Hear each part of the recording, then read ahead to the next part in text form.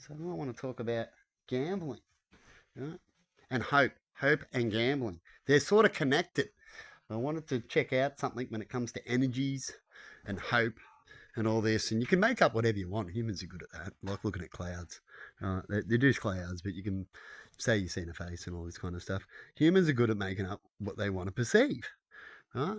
And so when it comes to gamblers, what they do is like the old lady. She was bored. These gamblers start gambling for certain um, reasons and outcomes. They want an outcome as well. Usually, what suckers them in is like a salesman thing. And in a gambling outcome is that you could just win all of a sudden million, whatever you're high gambling for, and usually they go for big numbers, 23 million, all that kind of stuff. It's very enticing, isn't it? That you can win some money. And what makes a worse a gambler as well in some cases is they are religious. They have hope, right? They have hope that if they did the right thing, that they can go there and gamble and it can fix their problems. That they believe that God is he helps good people and he would use gambling, so winning a bet for a good thing for you, right? That's what I try to believe at once. So I've got some numbers in a whole study. I will talk about it one day, and I'm going to retry something again too, because you've got to do things more than once to see the pattern, right? As we do live in a life of pattern and study and outcomes, right? And so when it comes to gambling and hope, and then you hope that God would, give you a present, right? You might find something. That's what gambling is. Whoop, this turned up. I was in there and I found this. It got me, right? Um, More likely it doesn't work, right? And if it did, you'd see a lot of these people fixing the world through gambling, right? And gambling would be a good thing because the people who would gamble would use that money to fix themselves in the world. But it doesn't work like that, right? That's like me if I got money. I wanted to gamble to build a church, right? And for the good and to help out. And didn't go no good. Gave it a few goes, right? And try to go for the hope in that area. And it gave me a sign as we get, looking for a sign. And the sign was to me that gambling is for the devil. And that's where the devil rewards you. Bad guys who are greedy and think and want to get things easier would get the money and allow them to proceed in the devil's work. And so that's for the devil, as far as I'm concerned. And the devil steals from, and that's how the devil works, steals from the good to give to their minions, right? And it works out for them like that. And every now and then, they after taking 500 million, they will give 4 million to make it look good. So the cycle keeps going, and we give back. You know what I mean? And that's the gambling sector, in my opinion. Now, when it comes to people bored going there, they do that because it's something to go to. It's exciting. You get free drinks. You feel special. It's like Christmas kind of thing in a lot of ways. Oh, it could be now. It could be now. What's this? It gets you hanging on. It gives you little wins. Yay! Right?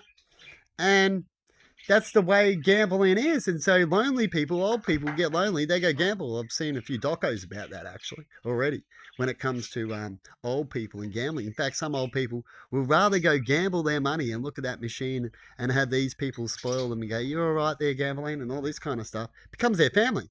Then their own family that I've seen in a doco before that they talked about, that I'd rather do this and my family's going to get no money. I'm going to spend it all, she said. Good for her. It's her money. And that's what made her feel good because her family can't.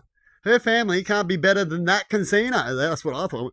Shit. They rather argue and whinge about things, I think she was saying, about what she does with her money, right?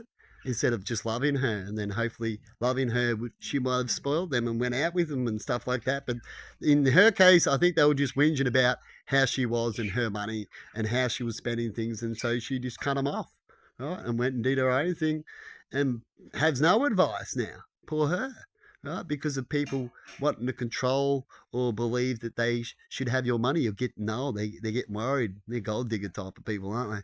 The people always want something. You don't have a vehicle, you're out of the family get togethers now, aren't you? You become a hindrance, right? Because there's no love there, right? I know all about this because the people that used to miss out on things when I got a license, I had to go pick them up so they wouldn't. And without these people going to pick up people, well, you get the outcome of, oh, they didn't get to come, or they should have had a car. These people say these things, right? But they could have come and picked them up, right? When they say their family, what's family for, right? Down and out for 5 minutes or 2 weeks and 2 months and then, well, 2 years, and then you abandon them. They don't get their shit together. They should say that about families. Look out with the family rules, everybody. If you get to this part and they're not like it, yeah, you might have troubles in your family, as we see all around the world. So when it comes to gambling, it's like a hope thing. And then when you look at it with hope, and hope, they say hope's meant to be a good thing, right? But it's only a good thing for you and whatever your plan is. So hope works for everybody. It's not a good thing at all. It's just hope, right? It can be a fantasy, a facade in the end. It's a little bit like saying every time you've done an achievement, you go, thank God. You know, make sure you thank God for that. You wouldn't have done it by yourself if you know, didn't have God. God made you study. God brought you here. God made you do something, so you got some money apparently. But also the devil does quite well as well, and so that's why there's two places to pick. And who seems to do the best? Godly people won't need a bigger bank account. They'll constantly release money, make sure things are good. And the devil type would store their money up, right, and collect it to make them feel good with their ego and domination. So what world are we living in again? So what have we got most of? That's why you got certain leaders and stuff like that. The proof is what they say is in the pudding, isn't it? And so all the people out there who say that they want to connect and say they want to do this, you're obviously all in the wrong job or wrong area or failing in what you're in. And we'll give it a few more years, but we've said this every year, like on Sausage Party, where he goes, so he looks to her and he goes, what's going to go happen? And everyone's like, let's do what humans do best. We'll talk about it. What do you reckon? And really, they just got to step up. And while they talk about it, they'll feel good by dominating something that they so cling about, which is their children.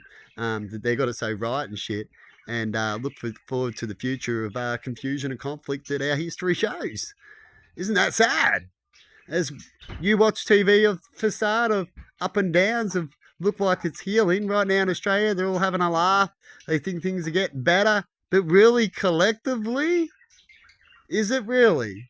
Or are we just laughing to make it try to look good to feel good? Because that's what we do. Every time I get fucked over, I'm a person, like, there's different people, you know, the fight or fight, a flight or fight, right? It's the same thing when it comes to what they're doing now, right? You either ignore it or you do it, right? Which one are you? Right? Look at the TV and go, oh, yeah, they're right. I haven't got the badge. The ones that have got the badge, well, they get the badge because of what? We are what we put out. Just like me, talking about the same old shit. Look at me voice. I'm so annoyed of it. You know what? Because I'm a person that has no badge. All we can do is piss and moan like the dude out of Liar Liar. It's a bloody joke, isn't it? Piss and moan. Right? How could you get a job with cystic fibrosis when I need a job in certain areas, and the certain areas where I can technically work, so it's no chemicals and overworks me, I need a badge or a certificate. And to get these certificates, you need to do their certain way, even though I know it already. But then I've got to go past their certificate. You see, their course, their failure of a course that doesn't work for everybody, just a few. And that's why only a few get. So who's really in the real world? You just let me know out there. Have a good one.